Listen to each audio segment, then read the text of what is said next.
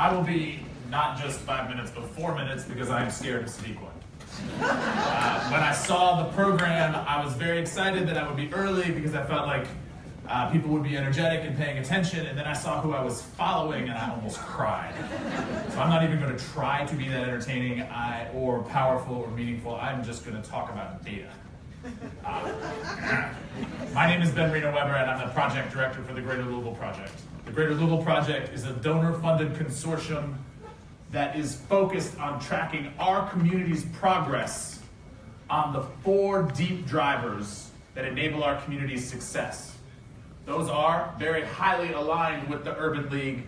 They are jobs, they are education, they are health, and they are quality of place. Since 2003, the Greater Louisville Project has tracked those indicators on a community-wide level. And we have helped to raise important issues in our community, leading to some initiatives that have made a transformative difference, though they have not accomplished all that we have wanted. So we started with a report about education. A couple of years ago, we wrote a report that highlighted the fact that in our community there is a 12-year life expectancy gap between neighborhoods that are miles apart.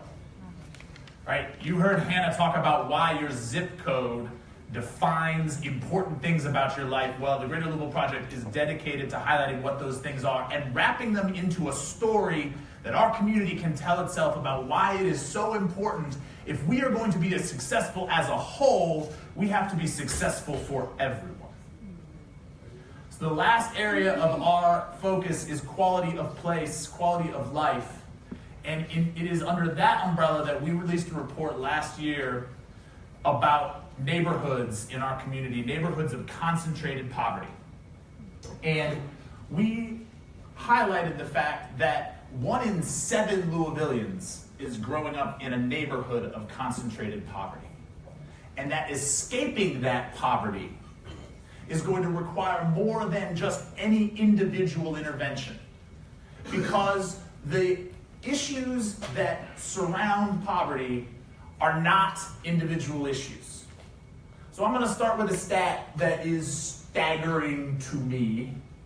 And it is staggering to me as it has been consistent over time. More than 40% of the African American children in our community grow up in poverty. More than 40%. And the effects of poverty persist across generations. And the barriers to escaping poverty are more than just income. Income is a piece of it. But also wrapped into that is health, is unemployment, is education, and is the quality of the neighborhood in which you live, which enables you to live to your full potential. So if we are going to address poverty in our community, if we are going to create a place with a high quality of life for everyone, we have to address those things not individually but together. This morning I was at the health equity breakfast, and as I was hearing people talk about all these things, if I could say one word for what we are trying to do and resurface in our community this year, it is wraparound. Because we cannot solve one barrier. One thing out of that kid's backpack is not going to release him from the crushing and chronic burden under which he struggles. No matter how talented, one burden isn't going to do it.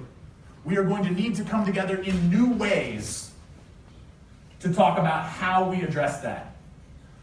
I'm also going to tell you something really cool, and that is that we are really making progress in some of these areas where we have done this. An area that we have highlighted, black male achievement, we can see the black male unemployment rate in Louisville going down, but what's really exciting, the young male youth unemployment rate in Louisville.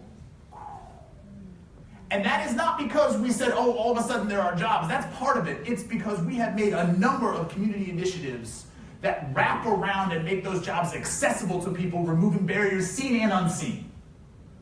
Now, there is still a massive gap, which is the median earnings in our community between white and black, and there are a lot of pieces to that. But I want to note that the issues that we're talking about today, the education, the skills, all of that, that's how we're going to close this gap. and I'll be real nerdy for a second, we have data that can help. On our website, you can track virtually every indicator in our community over time and by neighborhood to help you make the cases for the grants, for the things that we need the resources to be concentrated in the places and organized in a way that can transform poverty generationally in our community. So please, let us help you tell that story. And if I can say one thing for this year, let us say we are going to wrap around our community's most vulnerable citizens in order to break the cycle of poverty in the next generation.